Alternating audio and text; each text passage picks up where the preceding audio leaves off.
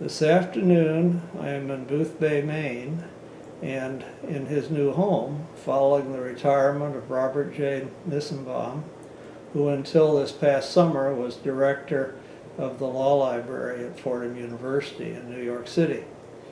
Bob, my notes indicate that you came to Fordham from Los Angeles in 2004 and are presently now a professor emeritus of law at the law school. Correct.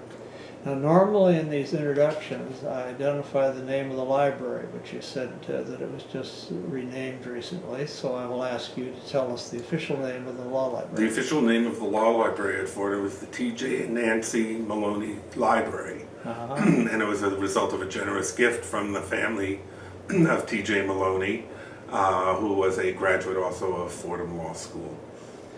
Well, I imagine you enjoyed your years in New York City. There's a lot of exciting things to do, but here in Booth Bay, it looks like there are a lot of things to do too, but they're very different, I'm sure, from the Very, very different way of life, exactly. Yeah. I still have my home in Texas. Oh, do you? Yes, we're going to actually spend our time between Booth Bay Harbor and Texas, winters in Texas, summers in Booth Bay Harbor. Oh, you're going to be a snowbird, as they We're call going to be them, at least snowbirds. maybe in some areas down there. Yes. Well, that sounds like it could be a lot of fun. Well, speaking of fun and your personal life, it's sort of our custom to start out with these conversations by asking you to talk about yourself as a real person, as opposed to just a colleague. I could get myself in trouble with that phrasing, but I think you get the picture. Could you tell us a little bit about your life, not only now, but perhaps in your earlier years too? Sure, I was actually born in New York City and spent my formative years up until first grade in Rockland County, New York. And then I moved to Minnesota with my parents and lived in Minnesota until we came back when I was almost in fifth grade, I think, when we came back, and went through the New York City school system, graduated from Bronx High School of Science. And then went off to George Washington University, got my degree in international affairs, and then came back and started law school. Didn't like law school. Started law school in Loyola in New Orleans, didn't like it. And I quit after about a year and a half, went to work for a law firm, and then I suddenly decided to go back to law school, but I was outside of the 5-year period where the ABA permits you to get your degree. So I had to start from scratch because I couldn't finish it. The second time. It was much better the second time. And so I went off to Western New England, then called Western New England College, now called Western New England University, where I started really developing an interest in libraries thanks to Don Dunn, who was the then director and founding librarian at Western New England College. Don went on to be dean there for a while. Correct. And then out to California and became a dean out there. And the very interesting thing about that is when University of Laverne was the school he was dean at, when it was time for their ABA final inspection, I was the librarian on the team. Nepotism being as it is. And I disclosed, I said, my mentor, graduated from Western New England. They said, fine, we don't find a conflict of interest there. Because he has no authority over you now, I guess, is all they really cared about. But it was kind of interesting. My former boss, Al Coco at the University of Houston, inspected us one time when I was at American. And, the ABA didn't seem to have any problems. And he and I didn't. So, who was going to complain, I guess. But it was interesting and gave us a chance for him to see basically what I was doing, close up, which was sort of nice. I enjoyed showing him all of that. Well, to sort of complete the picture on you as a person, Bob, could you tell us if you have any particular hobbies or other special passions that? Well, I love museums and theater, which is something I'm probably going to miss a bit of, not having the New York connection. But Austin's quite vital when it comes to, has a lot of vitality when it comes to, classic sort of arts and the modern arts. The Winter Home is near Austin then? It is in Austin proper. Yeah, that's quite a vibrant city. Yeah, it is. And I've had actually a home there since 1990. Wow. As I used it as a second residence. The first place I had was very small. We moved to something larger when we knew that retirement was coming around the corner, because we would have been very close quarters to live there. Yeah. I hope, to remain somewhat active in the profession, even though I'll probably be more of an observer. Maybe become the Oracle of Booth Bay Harbor. Whatever you want, there's plenty of opportunities. Right, there are plenty of opportunities. I have thought about trying to organize the retired faculty members as sort of becoming an Uber mentor group for the younger professionals. Legal education has so many challenges nowadays that deans and librarians could benefit, I think, from the wisdom of their elders more than ever. I think many times they think they're creating something new, which was de rigueur 20 years ago, and nobody just knows about it, I've noticed that, especially with the students in the law school, wanting things sort of changed at one point, and then about 6 years later, when memory doesn't run that far back. Exactly. With the students, they want to go back, and I used to sort of just chuckle to myself and figure, well, I didn't care. Well, the best example of that was when I got to Fordham, the dean said you can have another librarian position if you generate the salary and fringe benefits internally. I said, okay. And my predecessor had been offering students mineral water in the library, bottled water, or Poland Springs or something like that, as a courtesy for them, and they could go fill up their bottles and do all that. And I said, well, this is costing us $10,000 a year. I think I'm going to end this and put that towards the pot of money for a new reference librarian. Oh, hue and cry when we did it. The world had come to an end. Life wasn't worth living, and so on and so on. 2 years later, nobody cared because nobody had remembered it was ever there. And I've always told the staff, we have this beautiful opportunity to observe from afar and just let time march on to take care of many of our problems, and that's a perfect example of that sort of situation. In my case, it was coffee service for the staff. In my first library, I was the assistant librarian in Houston, and we had coffee, and it got to be prohibitively expensive. Right. People could consume huge amounts of that coffee, I think.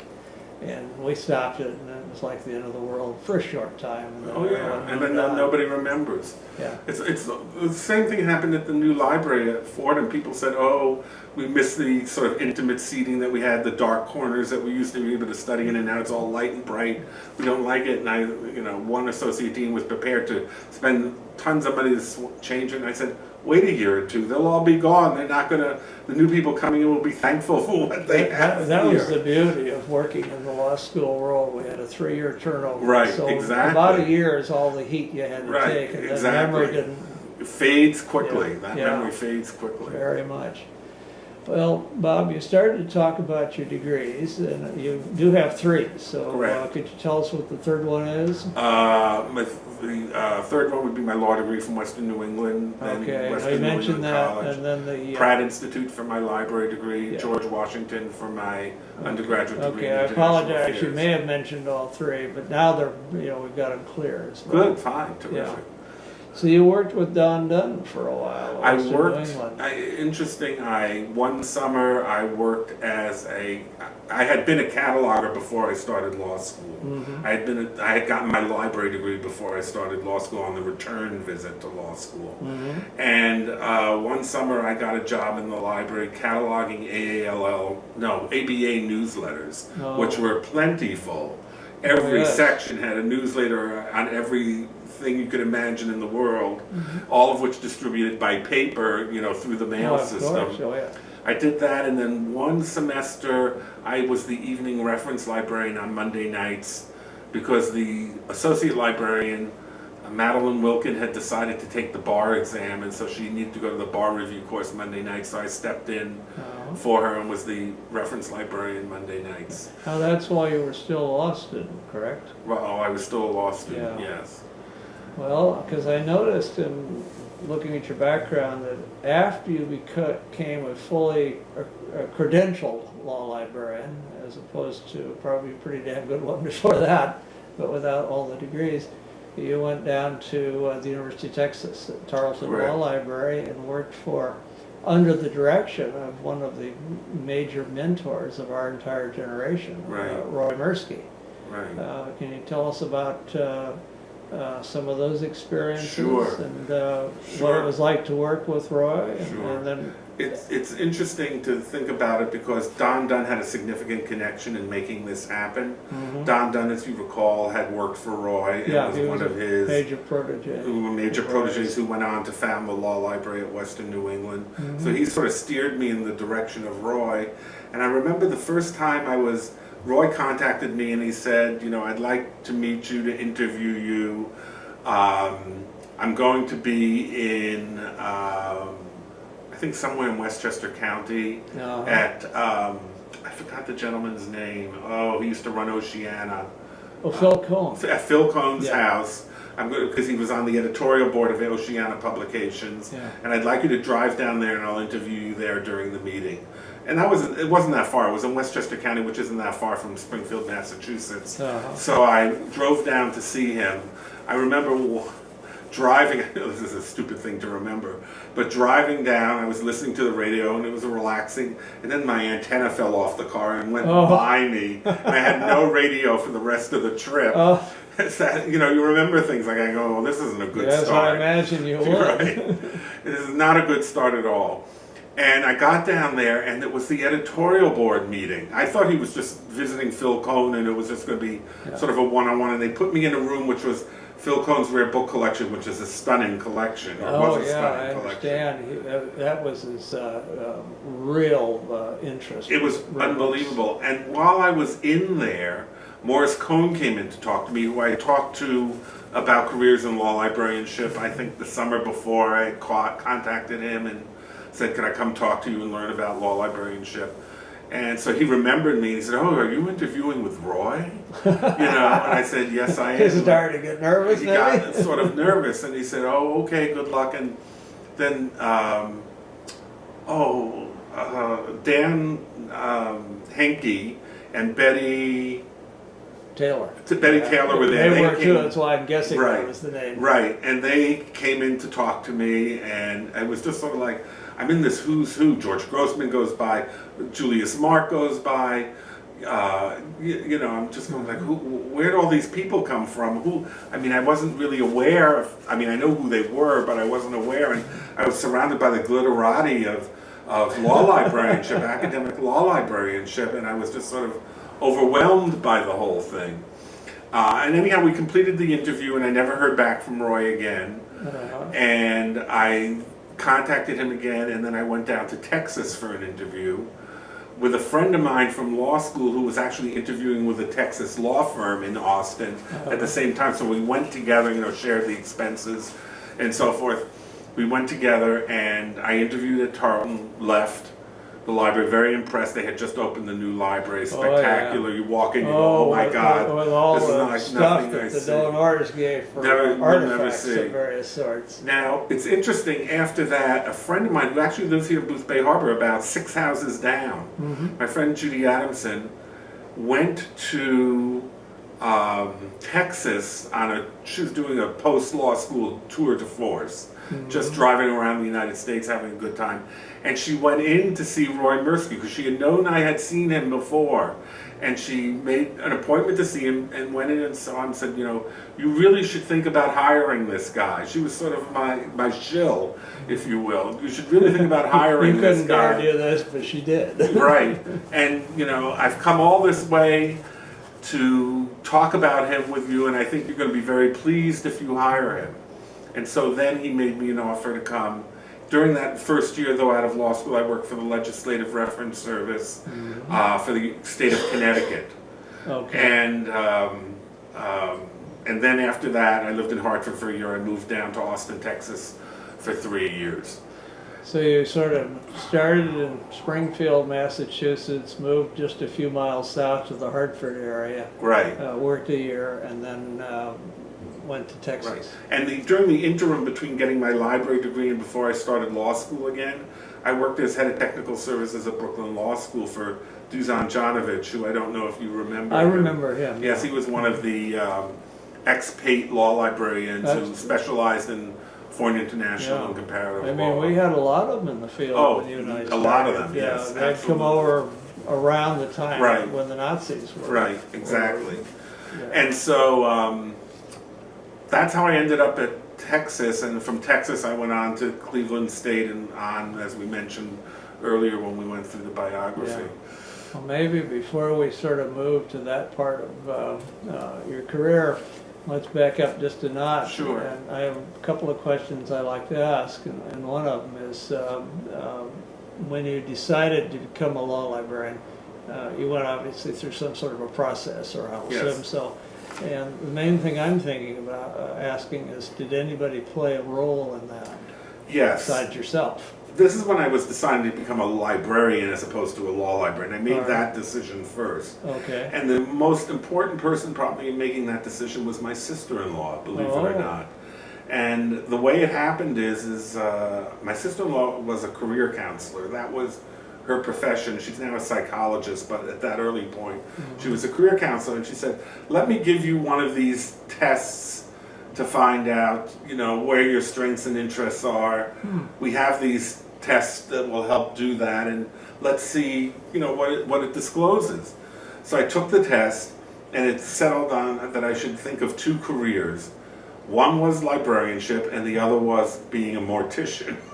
Oh, well, Bob, Well- maybe you could evolve into that on the side. Yeah, now. maybe that could be my second career. But mortician just didn't seem to be particularly interesting. A little too grim for Right, a you? little too grim. But as a result of that conversation with her and everything, and the work, I had been working a little bit at a law firm in New York and sort of maintaining their library and stuff, but I had no professional training and didn't know what the hell I was doing. I applied to library school, which was at Pratt Institute in Brooklyn, New York, where I got my library degree. And from there, we sort of went through all these steps that resulted in my career ending in Fordham. Or not ending, but changing it at Fordham. So when so you were going to be a librarian, but you weren't Right. focused on any particular part of it or subspecialty. But I suppose your experience with Don must have had some role in Oh, absolutely. convincing you to the right part of law. Oh, absolutely. He librarianship. made the connection to Roy for me, Uh-huh. which was absolutely essential to kind of gravitate into that group. Yeah. One does not just find their way into that group alone. You have to, it's sort of like joining a country club, you have to be sponsored Yeah. in order to get in. I remember we all went through some version of that one place or another. But you're right about that. And so, and then Roy was very instrumental. Gave me a lot of opportunities to shine professionally that I wouldn't probably have had I gone a different route. I remember with Carla Hayden just being sworn in as the new librarian of Congress this past week or so, whatever it was.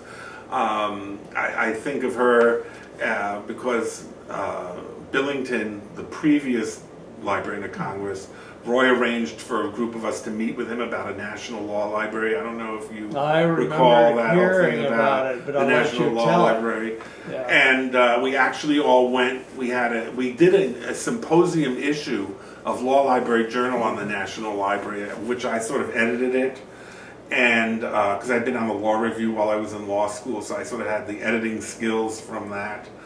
And we then went in to speak to Billington to sort of promote the idea with him, set the stage. And it wasn't a particularly good meeting, I have to say. That's what I had heard. Right, it was not a particularly good meeting at all, but Yeah. eventually, years down the road, Kathy Price became the law librarian of Congress, and we were hoping that that was going to change things, but that didn't work out too well either, and I mean, she moved on. she moved on, I think she went on to NYU from there. Really wanted. Right, from and what it I just heard it at just the time. never happened, and Yeah. reading the criticism of James Billington, who was the former law director of the Library of Congress, I mean, he's been very criticized for not taking a more aggressive approach to electronic access to information. Well, he was actually not ever trained as a librarian. He was not trained as a Now, librarian. that's not Carla unusual. Hayden's the first one who is, but that I was think not it will help unusual. with her. Right. And so, to some extent, I blame him for a lot of what could have been free and open to the public legal information falling into the hands of Weston Lexus because he didn't let the government provide the infrastructure and the wherewithal, the capital, if you will, for the government to design these systems and make them free and accessible. And so, great segments of our society have been shut down from legal research for a long time because it's just not practical for a public library or a university library to offer those services, although some try to cost do it. of being able to do it, since they're provided by private publishers, is probably prohibitive. I mean, deans never understood when I'd say, no, we can't let the alumni use our Lexis passwords because they're not under our license agreement. Yes. They couldn't believe that was the situation. Probably the same thing with faculty from other parts of the campus. Absolutely. Like, we can't, business school, we can't help you access Lexis. You have to have your own subscription to it. Yeah. Even the university council's office has to have their own subscription to it. Yeah. And they're all at various rates and so forth. And so, that was a hard thing for people to understand. And I'm very happy that this fresh air has come to the Library of Congress. It will be interesting to see how she does.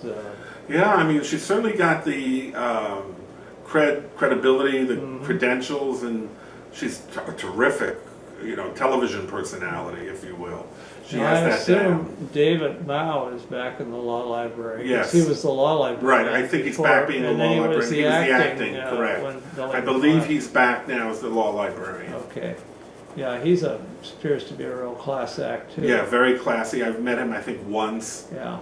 He hasn't been around that long as the law librarian of Congress. Oh, he's a relatively young guy, too. Right. I mean, he came up, he was a law student at Georgetown and sort of got to know Bob Oakley, or vice versa, or both. Okay. And that's part of, from what I understand, part of his story, which he's actually told. It's one of the videos in our repertoire of stories, oral history stories. So his story is there, and he does credit Bob a lot with his decision to become a law librarian, and and his success, having seen Bob operate, and just sort of follows what he saw. Right. Yeah. Well, you left Texas eventually and went into the regular world without having a mentor like Roy right every day. But before I ask about Cleveland State, could I ask you if you do count any of these or other colleagues as mentors? Don Dunn and Roy Mirsky. Okay. Probably the most important mentors, definitely. No, they're both very, very accomplished. Right. I mean, they were unfortunately, Don died prematurely. Very much. Roy died just a few years ago, but Roy was very involved right until the end, until his final couple of weeks of life. He was there and available for you. It was sort of worthwhile, and I'm hoping to play that same role with my successor, Todd Melnick at Fordham, that if he needs help, call me. The worst that happens is I'll be wrong. But it won't cost you anything. It won't be on your watch. Right. And it won't be on my watch. It'll be his problem. Your problem, exactly. Yeah. It's Roy's death that had a lot to do with the beginning of this oral history. Roy had died, and Bob Oakley, within a relatively short time of each other. They're both really luminaries in our field. And nobody ever did an oral history of either of them? Well, I understand there's one at Texas. Okay. So there is one there. I don't know how one gets access, but it's not part of So they did ours. it probably at Texas. Yeah, and the same thing with Bob. I mean, he was so busy that he didn't quite get to it, as far as I understand. Right.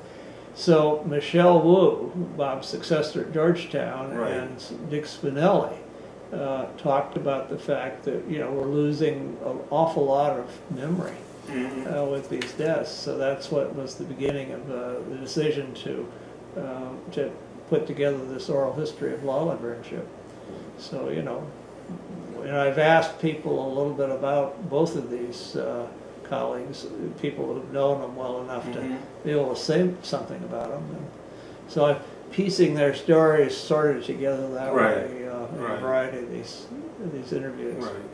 So, that's wonderful. Yeah. Did you know that Terry Martin lives in Austin, Texas too now? Yes. Okay. Yeah, I understand. I know he's down there. The association meeting was in San Antonio about 2 years 2 years, ago. hot as hell. Hot as hell, and Kerry came over and we Right. actually got his story into the oral history. We Right. interviewed him at the meeting. It's interesting to think that Terry Martin, the library director, former library director from Harvard Law Library, lives near me in Austin, Texas, and Blair Kaufman, the former law library director at Yale Law School, lives near me in Booth Bay Harbor, Maine. What are the chances of that? Probably better than you think. Clearly. I've got Connie Boland across town in Olympia where I live. Right. But of course he worked there as a state law Right. librarian, so maybe that doesn't count quite the same as what you just described, where they Right. really did make major. I think actually years ago Roy worked there too. He was one of Connie's predecessors, may Right. have been the immediate predecessor. Right. Yeah, he started off as state law librarian. Actually, started off at Yale as assistant law librarian.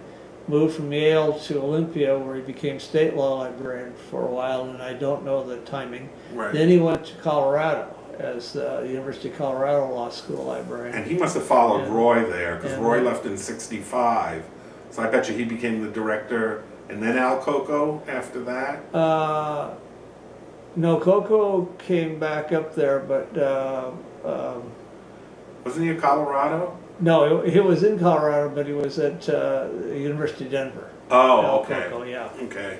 But Roy went down to Texas from Colorado, and then that was the rest of his career. Right. By far a major partner too. He Just was there a long reason time. I'm on Facebook friends with one of his daughters and his former wife, and she just posted something that it was 40 or 50 years ago today, we moved to Austin, Texas Wow. for what was going to be for 3 years, and his family is still there. Well, it's like a lot of people in our field. They go thinking, well, we'll be here for a while, and Right. move on to another place. Then you get settled in, the place treats you all okay, and there you are, finish Right. out your career. And Roy was one of them. another crazy story about law librarianship that a lot of people don't know. I don't know if it fits into where we are, but I just have to say it. Roy Mirsky came to Texas from the University of Colorado. His successor, Barbara Bintliff, also came from University of Colorado. That's right. You're right. And she's down in Texas now. Right, She exactly. And I lived thought, down- what a small world that is. Well, actually, you're right. It's a small world. I mean, there aren't that many of us in the No, field. But even with all the new schools, there aren't that many of But us. still, that's pretty good coincidence, I think. Yeah. Well, Bob, you were in Texas until 1984, according to my notes. You're correct. And then you moved north, as I call it, to Cleveland State University to be the director of the law library and an associate professor of law. Can you tell us about that era in your career? Yes, it was my first library director job, which is a very difficult transition to make. I believe I was the youngest law library director at that time, or maybe the second youngest. So here's this 32-year-old guy who probably looks like he's 19, because I've always sort of had a youthful face, going into work at the state library, which a state funded library, which didn't have a lot of resources, but it was a good learning place. Not a lot of staff. You couldn't do much in the way of anything imaginative. We had started some conversation about a new library building for the law school, which eventually happened, but long after I left. But that's where I got my hands wet in library building and so forth. Cleveland was a tough city to move to from Austin, Texas, because they're apples and oranges. They're just not. Oh, yeah. They're just not comparable. But it was an enjoyable 4 years. But as the dean at Loyola said, we had him come out for an interview in the middle of February to Los Angeles. The dean was clever. And he was clever, because Los Angeles in February is much nicer than Cleveland in February. I'm not sure if you had to come out in the middle of summer, you would have seen it quite as nice. No, middle of summer was quite Pretty hot, pretty dry, You have a to lot get of used to fires in that. the area, Yes. in the You have to, woods. it takes some getting used to. Yes. Absolutely. Well, when you were at Cleveland State, you taught, I believe. Can Yes, you tell I- me a little bit about that? Yes, for the first time I taught an advanced legal research course. And that was an eye-opening experience because students really weren't being pushed very much with legal research as a skill that early on. It's only in recent years as legal writing has developed a strength within legal education, as legal research sort of in parallel taken on greater importance.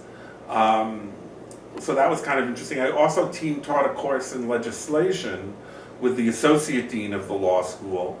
And that was very interesting because I had been working with the legislature of Connecticut in my first job when I got out of law school. So I had a lot of interest, particularly in legislative history.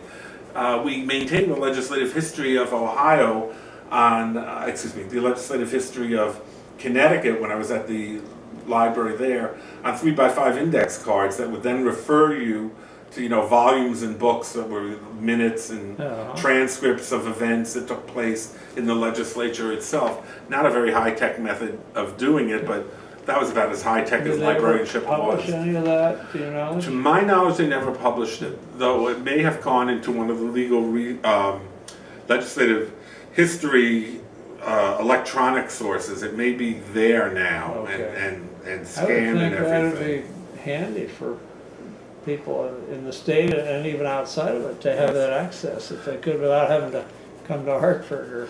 Well, one of the most interesting things I just want to go back a little bit and say this because it's interesting. When I made the transition from Connecticut to Texas, this is mind-blowing when you hear it. I had been helping a guy named Bruce Mann in the archives at Connecticut State Library doing work on pre-colonial law. Okay? Unknown to me and unknown to him, we were both hired to go to the University of Texas. He is a tenure-track faculty member, me as a reference librarian. And one day, very early on, I got there in July, so maybe August when the faculty was coming back. I'm sitting at the reference desk of the circulation desk, and he comes in, and of course we immediately recognize each other, like, what are you doing here? What are you doing here? And we explain what went on, and we go, wow, that's kind of interesting. What I didn't know was who his wife was at that time, which is Elizabeth Warren, who was also an entering level faculty member at University of Texas, and I was briefly her library liaison when she first got there.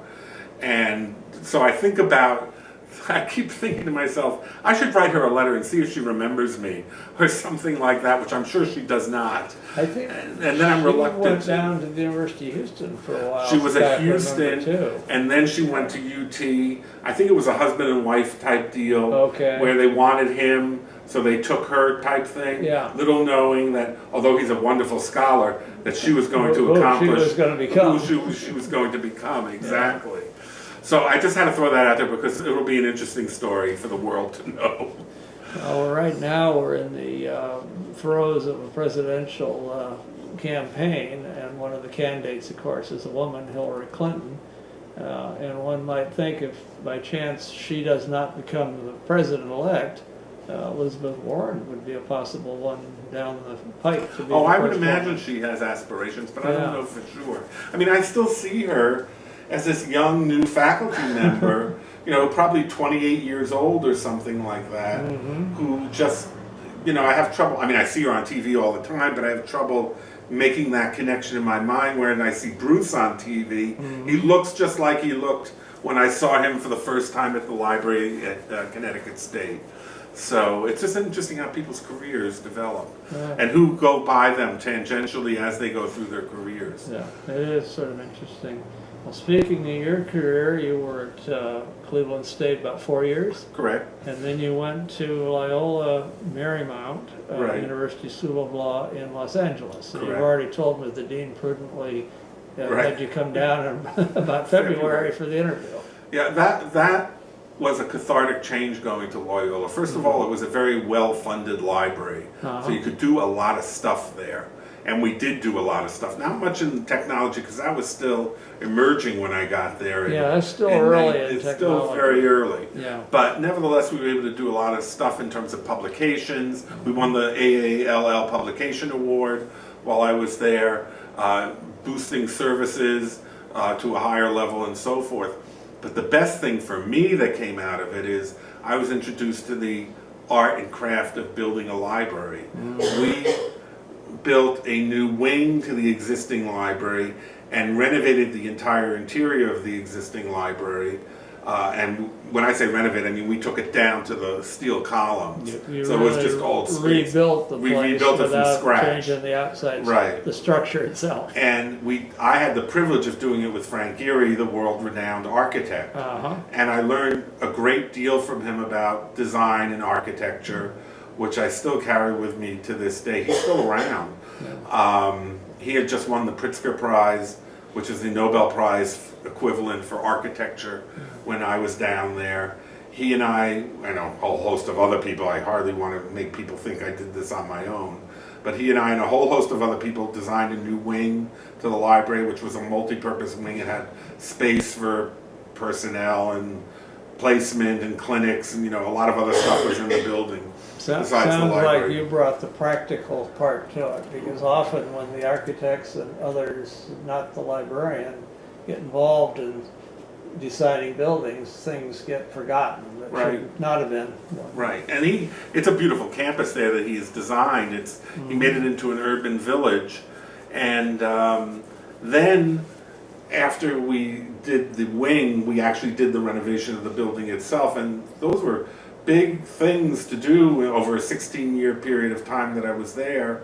And I was also starting to teach a substantive course, which I had never taught before, which was Truss and Wills Law.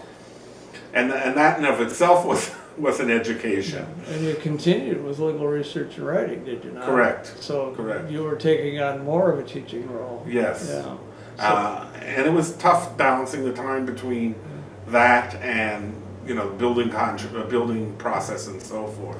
How did you like teaching shall we say, a regular course? I liked it. I went into it extremely nervous, which I think is totally normal. I think the first time I taught it, I was terrible at it, which I don't think anybody expects anything different. It took a while to get used to it. Probably about 2 weeks ahead of the students. Yes. Too. I was maybe 2 minutes ahead of the students sometimes.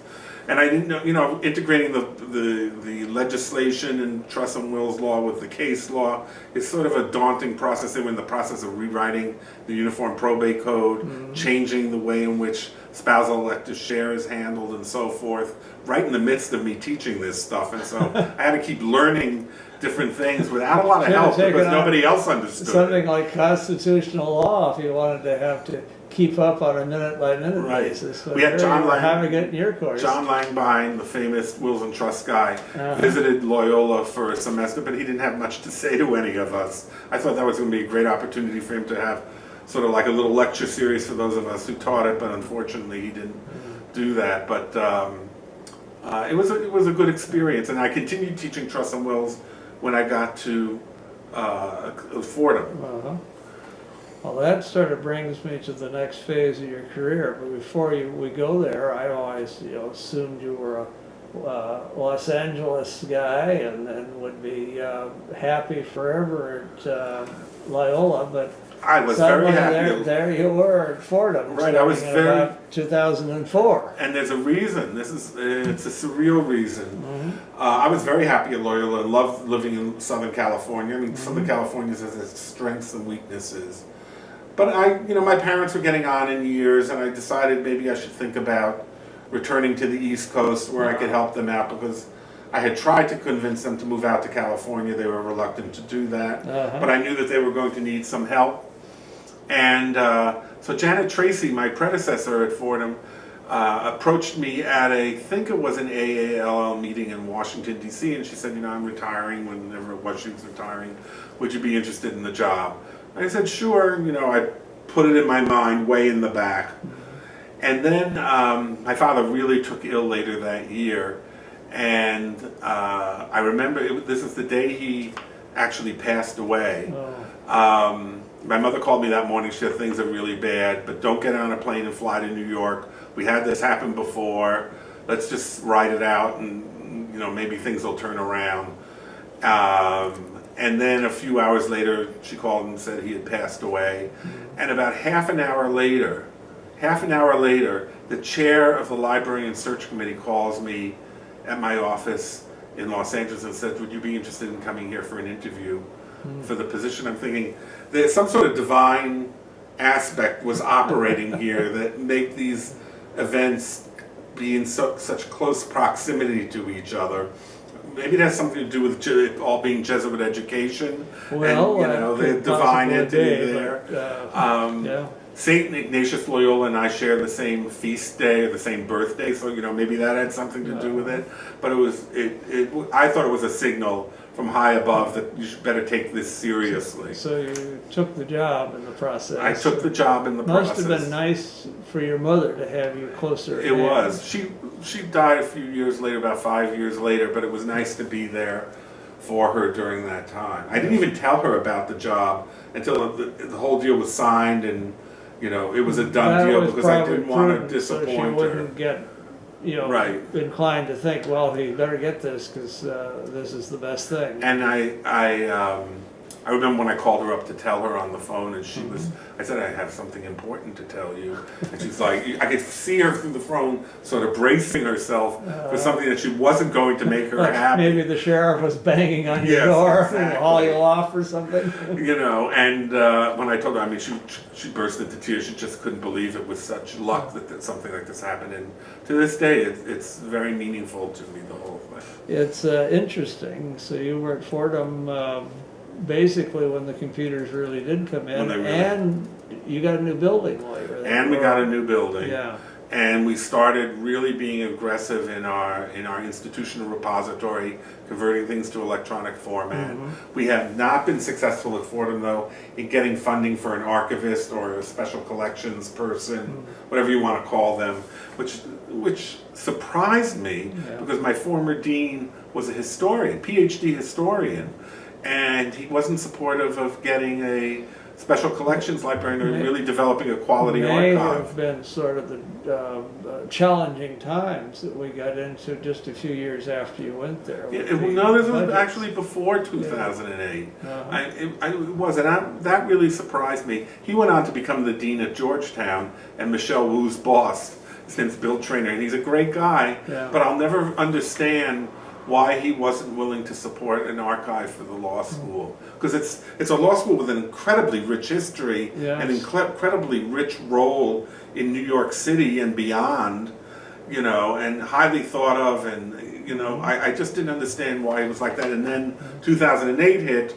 well, then it wasn't even up for discussion. Yeah, that anymore. was a whole new ballgame, right? Which has never really quite vanished at this point. No, I think it's getting better, but I hear a lot of stories that life is still very changed. It's very changed. I think, remember earlier I mentioned to you about former retired law library directors taking on some sort of more aggressive / organized role as mentors with the young law librarians. I think that would be extremely helpful to these folks who are really battling for every resource, and they constantly get our library's relevant anymore? Do you really need this?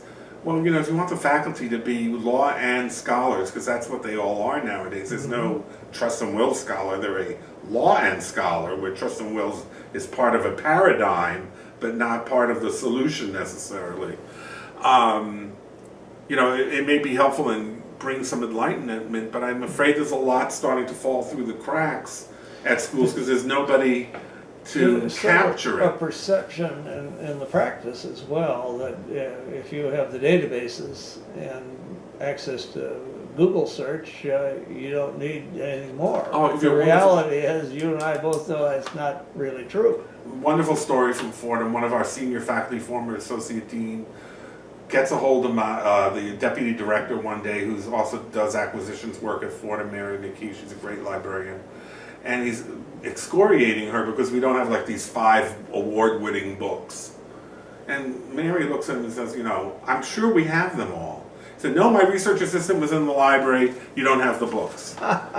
So Mary goes out and looks. The research assistant looked for the books on Westlaw. Of course. Because that's all they knew. That's all they ever look at. And this research assistant did not go to the annual event that we have to train research assistants and so forth. And She called up the guy and said, "We have every one of the books about your catalog system." You know, yeah. it's there. You need a different research assistant. That's what our recommendation is, or at least one that's smart enough to go to the reference desk and says, "I'm looking for these 5 books and can't seem to find them." But they didn't have that skill level. But that's pretty typical of a millennial bunch. So. Well, it's the old stereotype. Typical millennial today is Right. sitting there at the table, and either she or he, whoever, is looking at a screen, and there's a whole bunch of books behind the person. And yet, if the information that is needed is not on that screen, Right. it doesn't exist to that Right. person. And that's a joke I've heard time and again. Well, one of the things we would from time to time get interns to work in the library at Fordham, and one of the first tasks we always gave them was to sort of weed the reference hard book collection, to make them understand that there's a lot of answers that you're going to find a hell of a lot quicker using this hardbound book here than punching this stuff into Google and going through array after array after array of menus to drill down to that information. And that's why we would put through all the newbies in through that task, because they weren't really aware of a lot of these books. They don't teach reference work in library schools like they used to. Well, you know, in catering to the current generation, the e-book phenomenon has sort of developed, but I keep hearing comments that is not even catching on with them. It's not catching certain on. things, if it's not in printed form, doesn't work well. E-books have been problematic. It's interesting, I've been doing an informal survey when I fly of how many people are using e-books on their whatever the device is that's in front of tablet, them. Yeah. And I'll do it, I'll walk back to the men's room and then come back down and I can see all the screens. A lot of people aren't using e-books anymore. A lot of people aren't, you don't get on the subway in New York and see a lot of people with Kindles anymore reading and so forth. They're back to the books, and I think it's just because there's something tactile to the human genome, that makes us remember our past days, and it's comfort like being at in front of a fire. It draws our attention and it gives us strength. Maybe some practical aspects to that too. If you drop the thing, a book doesn't break. Right, exactly. And if you, heaven forbid, forget it, leave it behind, it's not that expensive to buy a replacement. Exactly. And also you can get that replacement overnight nowadays. Well, that's true. They have, in some cities, they deliver it the same day in Manhattan. They're talking about having it come by drone. So. Well, in New York City, they will deliver books the same day that you order them from Amazon and Barnes & Noble. Uh-huh. If you get the order in, I think, by 3 o'clock in the afternoon. And it's a book they have in stock, obviously. Well, yeah, and locally too, obviously. Right. Yeah. Well, Bob, you were at Fordham, concluded your career there, but along the entire path, you were a law librarian, you got involved in a lot of professional activities. I know you were the president of the Jesuit association that the law library directors all had. You were involved in Scribes and a number of other organizations. Would you like to tell us about some of those? Sure. The Jesuit Consortium of Law Libraries is a group that was organized long before I was working in Jesuit legal education to foster cooperation amongst Jesuit institutions. And we took a stepped up role in the law committee, we would call the law committee, to work on attempts to organize our collections. One of the big things we did is we started a free interlibrary loan service amongst the Jesuit schools, which at the time was novel. I mean, nobody had been doing stuff like that. And then we also started to provide training programs, not only for directors, but for entry-level or mid-level managers in law libraries, where they could talk to their colleagues at other Jesuit institutions, create relationships which would then result in more cooperation with library information and materials in various formats. We did try doing some creating market heft for ourselves through the Jesuit Consortium, but that's sort of been joint taken over by other. acquisitions. I'm sorry. Joint acquisitions. Joint acquisitions, right? But that sort of has been taken over on a larger level than we can even attempt to achieve, like through NELCO and so forth. So that's dropped by the wayside. You become president or chair of the law committee by the rolling of the hands of time. So it rotates amongst all the Jesuit schools. And so you take your turn being the Jesuit chair.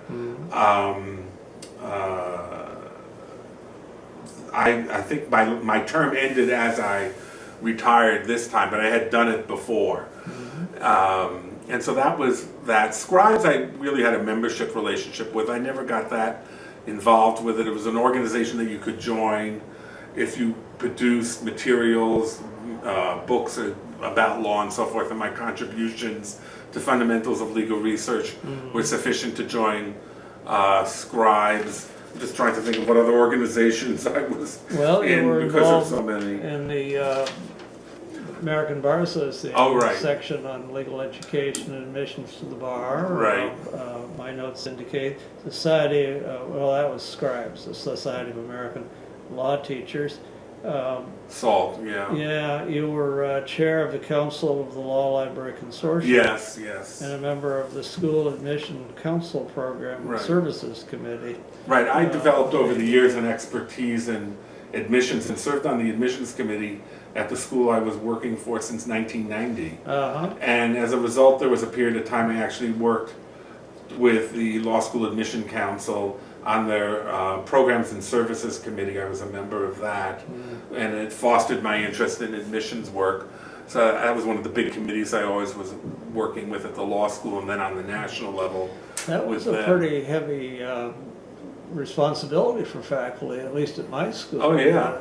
Being on the admissions committee meant it was a lot of work. Spent a lot of time reading files. And every day, every other day, 30 files would come to my desk. At Loyola, I chaired the committee on admissions at once or twice maybe, and problematic files would go to the chair's desk.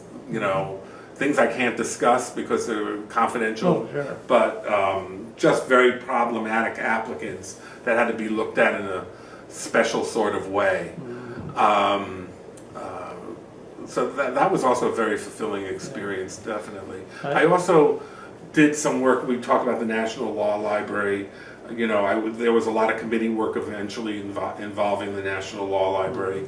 And I also did a lot of work as a consultant for Lexis, helping them develop their online citation system back in the mid-'80s, when there was no way to cite to these databases, and people were saying, gee, if we have a way of citing to these databases, we don't need to have the books anymore. So I worked with LexisNexis and helped develop that in around, I'd say 83 to 86, something like that. A few years later, that became even more of a big issue with many of our colleagues, because some wanted basically to take the West citation system and make it transferable. Needless to say, the copyright holders I was involved with that whole were mess. inclined not to. Right, I was involved with that whole mess as it worked its way out. I remember I had a program. I mean, there were a lot of politics going on with this. Heavens, yes. And I had to set up a program at AALL, I think it was in Atlanta, where I brought in the editors of all the participating law reviews in the Blue Book. Columbia, Yale, Harvard, Penn, I don't know if I'm leaving somebody out. Bring them all in to tell their side of the story from the Blue Book perspective, which of course, again, you had that yearly turnover. So every year was a new year of education. That's right, they're all law students. Right, they're all law students. And I remember, people at AALL may deny this, but they buried that program. They had it at the simultaneous time as the opening reception. And I was convinced they buried it because West, Lexis were very much sponsors of association activities. That's interesting. And the program, like, nobody attended it. Well, of course not. I think given what you were up against. Right. And I really thought that that wasn't done intentionally. It wasn't done for any reason. It may well have been. I don't know. I mean, they had a big master schedule for those meetings and blocked out as far as I know, the time for a few events, one of which would be the opening reception, one would think. Well, it was the first hour was our program, and then the opening reception continued. Those were the days when it was like almost a full meal that you had. It went on for like 3 hours, so people could still go to it. But who was going to go to it when they had this opportunity? Come to the reception. So that's probably That's probably the most controversial thing I'll say in the oral history. Is my suspicions. Well, there was a lot of people of different minds on a lot of the same issues. But it was down in the gutter sometimes, though. I hate to put it that way, but it was. May well have been. Right. I'm not denying or confirming. True. Yeah. Well, sort of moving on beyond your professional involvement, you also are a rather prolific writer. Not as much lately, but in the past, yes. Yeah, and not just a few journals. I noticed the Criminal Law Bulletin is in your resume. You were involved, of course, in several editions of the Don Dunn and Roy Mirsky's Fundamentals of... It was actually Mirsky and Jacobstein when I started. Yeah, well, even before that, it was, what was his name? He was at Ohio State for a long time. Oh, yeah. Before Montgomery. I can't remember the name. Well, I can find it and insert a little note as we're talking about it. I can't remember. Yeah, it doesn't ring a bell anymore. But, so you were involved in that.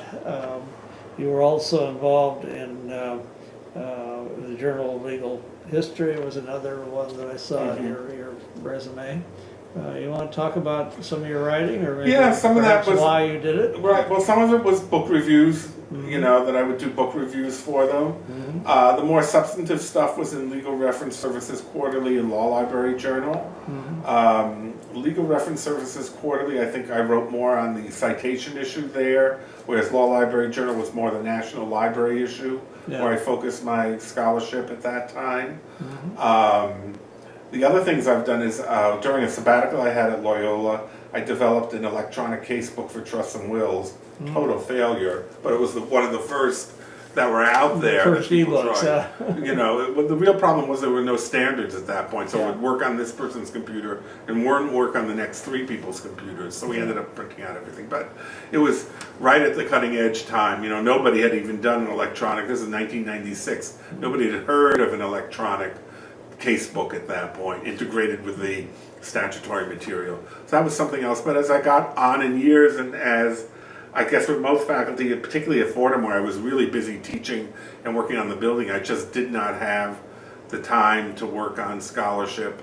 And my faculty appointment, although I was a regular faculty member, because I was an administrator, gave me no leave time to engage in scholarship or get funding for scholarship as regular faculty too, even though I was a regular faculty member. Regular faculty members usually have a relatively light load for teaching, and compared to their counterparts in most of the other parts of the I was doing university. 4 hours of trusts and wills, and then doing the building committee and then chairing the building committee. There weren't a lot of hours in the day sometimes. Well, a 4-hour load is a pretty heavy load. Right, for many people, an 8 or 9 hour load is a complete load for an entire year. Yes. And mine was just over a semester. Yeah. So you were you were a busy boy. Well, what ended up happening actually is we were getting more and more serious about the building. Is people said you've got to stop teaching for a year or two because we can't schedule our meetings. You're always 2 days a week you're in class because it's a 2-hour class, and then there's prep time, and then there are office hours, and so forth. And basically you have to carve out those 2 days, and it leaves 3 days in the week for us to have our meetings, which doesn't work for other people. So that's when I stopped teaching Trust and Wills the last 2 years I was there. Stopped for a couple of years. Yeah, I actually stopped for a couple of years. Yeah. Well, one has to be practical. Right. They can get somebody to teach the course, even an adjunct. But they can't they're get going to have a anybody to little do trouble this. coming up with a law library director on that kind of a Exactly, and they basis. understood it, and they were cool about the whole thing. Yeah. They wanted me to come back to teaching now that the building was done, but I said, now I'm ready to retire. So I didn't come back to teaching. Well, why not at this point? I mean, you were on the downward slope, so to speak, in the right sense of that term. Drifting down into retirement. Right. which I imagine you will have a wonderful time. I certainly have been retired, and I love this. So far, I'm really specializing in sleeping a lot. I'm sure that will pass after a while. Well, you but can the thought sleep of in not- every morning, because every morning is Saturday Well, at the morning. very beginning in August when this started, back in 6 weeks ago, you know, I wasn't used to not waking up at 6 a.m. and starting my routine. Yeah. And you'd wake up and you go, well, you don't really have to do your routine today. So I won't do my routine today and see how that flies. Scary thing, Bob, is at least for me, every once in a while I have a dream that somehow I'm back at the law library, back as the Oh, that director, happens to me too. and some major catastrophe is Yes, occurring. that's happened. And then I wake up and I realize, gee, that wasn't real. I don't have to worry about Right, it. no, that's happened to me already too. Yeah. Well, it was our lives for so long. Exactly. Yeah. Well, maybe on that, I should mention that we're probably getting near the end of our conversation this afternoon. But before we end it, it's my custom to ask if there's anything that we've not talked about that you would like to mention. No, I think we really mentioned everything. I really hope my colleagues out there who hear this take note of this idea of us old retirees taking on some more formal role, perhaps sponsored by the association, Well, so you we're know, not just sort of put aside. We're just in the process of organizing. I think it's called Encore. It's a caucus for. Oh, good. Yeah, the only restriction will be one has to maintain membership in the ELL to be active in that. Oh, good. And it's being organized right now. If you have not gotten involved in it, send me, if you don't find who to get, send me an email once I get home and can access all the great. information, and I'll give you the names. Who's in charge of it? Do you recall? Well, that's why I'm evasive. Okay. I know this, but I can't think of it off the top of my head right now. Mhm. Yeah. But it's in the process of being organized by another colleague who has just very recently retired. Oh, good. Yeah. Excellent. Good.